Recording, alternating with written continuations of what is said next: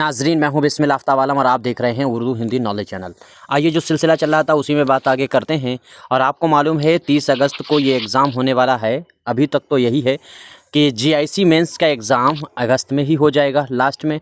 और इस पर हम लोग बात कर चुके हैं बहुत डिटेल में। आज जो बात करेंगे इस जीआईसी के बारे में, ये शायद कल मैंने बात कर ली है बिकट कहानी। यस, बिकट कहानी पर खुलासा और उसकी अदबी खदमात पर हम लोग बात कर चुके हैं।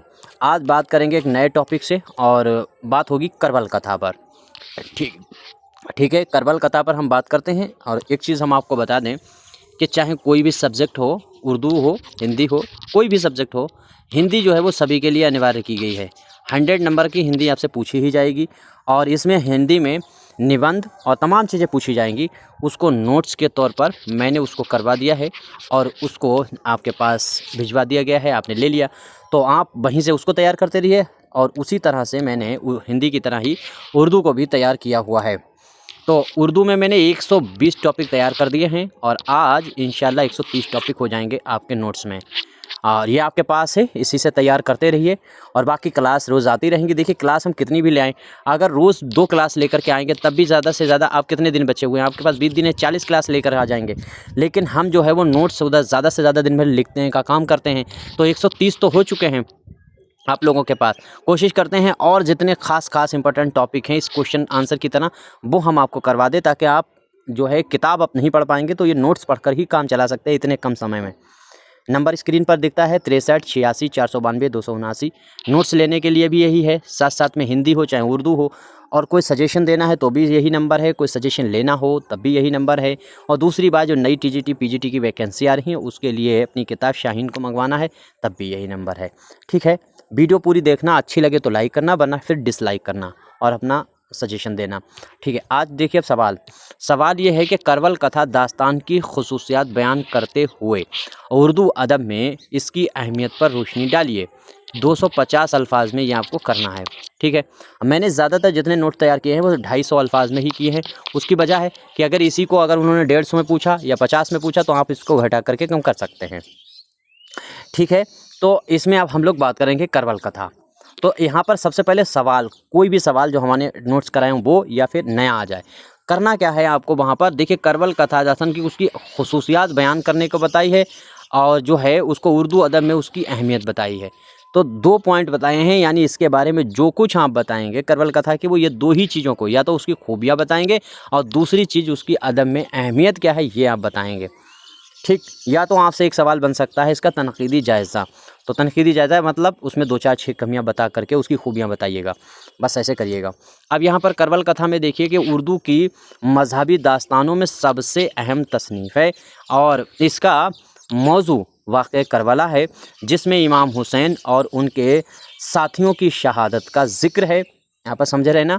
इस दास्तान में एक मुक़दमा, अब देखिए थोड़ी सी तारीख़ भी देख लीजिए इसकी। एक मुक़दमा, 12 मजलिस और 5 फसलों पर ख़ात्मा लिखा गया है। यानी पूरी जो दास्तान है उसमें 12 मजलिस हैं, एक मुक़दमा है, 5 फसलों पर इसका ख़ात्मा है। अब यहाँ पर और भी चीज़ें, मजलिसें आप लिख सकते थे। पहली मजलिस में हुजूर का बयान है, वो पूरी अगर याद है तो वो लिखिए, लेकिन उतना लंबा आपके पास टाइम होना चाहिए, मजमून बड़ा करना है तो लिख सकते हो। 12 मजलिसें।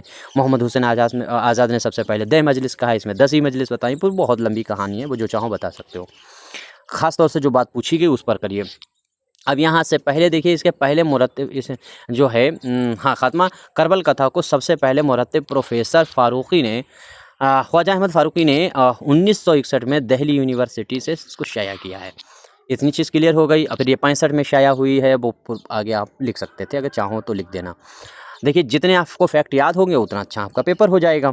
अब आगे देखिए कि इसी में खुसूसियात, अब देखिए तो नंबर 1 की खुसूसियात इसमें देखिए कि मौजू और मकसद।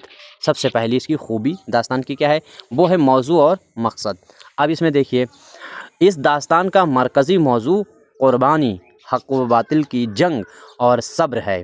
इसका मकसद कारी में ईमानी जज्बा और इश्क अहले बैत पैदा करना है।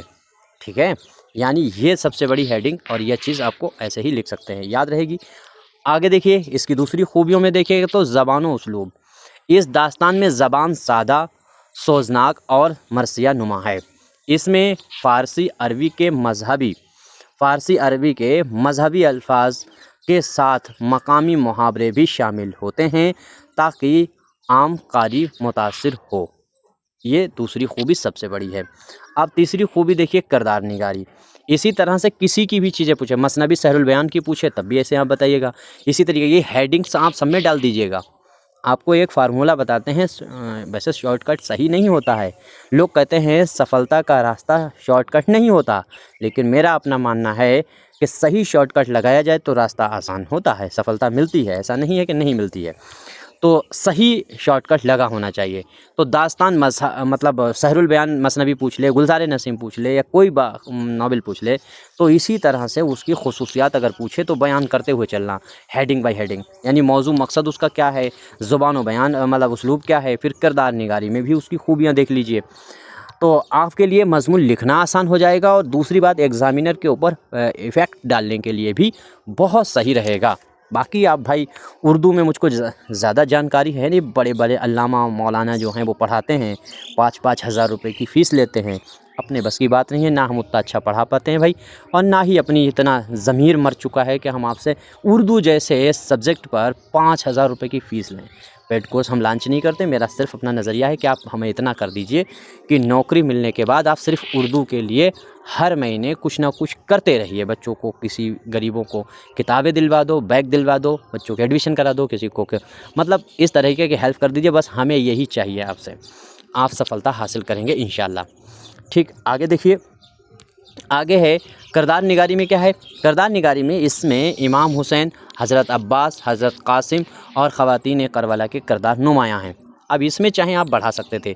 देखिए जो है हुज़ूर सल्लल्लाहु अलैहि वसल्लम का ज़िक्र है, अली का ज़िक्र है, उनकी बेगम जो है फ़ातिमा का भी ज़िक्र है, अब्बास के साथ साथ में इमाम हुसैन का भी ज़िक्र है, अली अकबर का ज़िक्र है, कासिम का यहाँ पर दे दिया है। तो ये सारे आप यहाँ पर और चीज़ें बढ़ा सकते थे, या हुर का ज़िक्र भी इसमें बढ़ा सकते थे। मुस्लिम बिन अकील के बच्चों और उनका किरदार बढ़ा सकते थे, वो नाम यहाँ पर बढ़ा दीजिए और फिर ये लिख सकते थे कि किरदार जो हैं, हर किरदार को सब्रो हटाओ कहाँ गया, सब्रो इस्तिकामत की अलामत बनाकर पेश किया जाता है।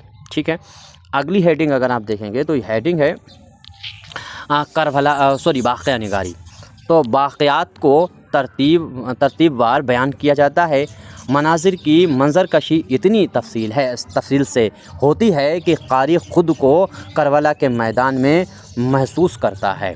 देखिए कितनी सही से आपको बहुत कम अल्फाजों में बहुत मतलब इफ़ेक्टेड मतलब जो है वो दिया गया है मज़मून।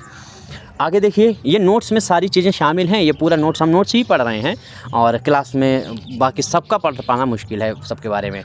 आगे है जज्बाती अपील भी इसमें देखिए। ये दास्तान वाइज़ो नसीहत के बजाय रुला देने और जगाने के लिए लिखी जाती है। तो अब इसका मकसद ये देख लीजिए। और आगे क्या है, इसीलिए मजालिस और कहाँ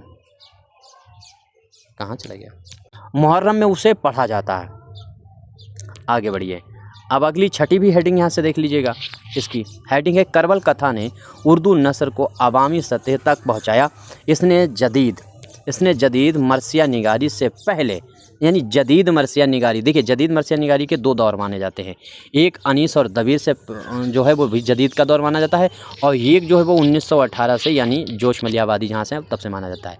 तो दोनों दौर रख लीजिए, लेकिन उन दोनों दौरों से पहले ही ये लिखी गई है। तो इसलिए यहाँ पर मैंने इस तरीके से लिखा है कि मरसिया निगारी से पहले नसरी मजहबी अदब को फ़रोग़ दिया। मीर अनीस दबीर के मरसियों से पहले करबल कथा ने नस्र में बही सोच पैदा किया। ठीक है, बही सोच पैदा किया। उसने उर्दू ज़बान को अवाम मजहबी शऊर से जोड़ा और उर्दू अदब में मजहबी दास्तान की एक मुस्तकिल सिन्फ़ कायम की। इसीलिए ये उर्दू अदब का लाजवाल सरमाया है। इस तरह से मैंने आपके सामने ये मज़मून पूरा कर दिया। अब अगला वाला जो मज़मून हम लोग बात करेंगे वो बात करेंगे बाद में। ये होगा उर्दू हिंदी का बाहमी रिश्ता। अच्छे और गहरे हमने टॉपिक जो है वो शामिल किए हैं। ठीक है, बस यहीं तक रखते हैं। और ये अपना जो नंबर 6386 वाला दिखता है, इस पर कांटेक्ट करके आप मशवरा दे सकते हैं, मशवरा ले सकते हैं और अपने ग्रुप में जुड़ सकते हैं। ग्रुप में जुड़ने की शर्त सिर्फ इतनी है, तैयारी तो आपकी वहाँ होती रहेगी, जानकारी मिलती रहेगी।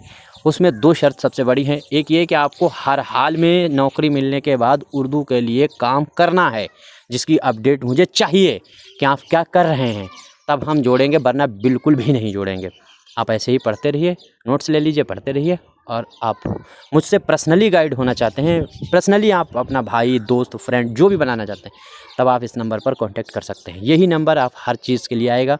हमसे मशवरा देना है, लेना है, किताब मंगवाना है, नोट्स लेना है, जो भी चीज़ है। ठीक है, यहीं तक रखते हैं। शुक्रिया, खुदा हाफ़िज़।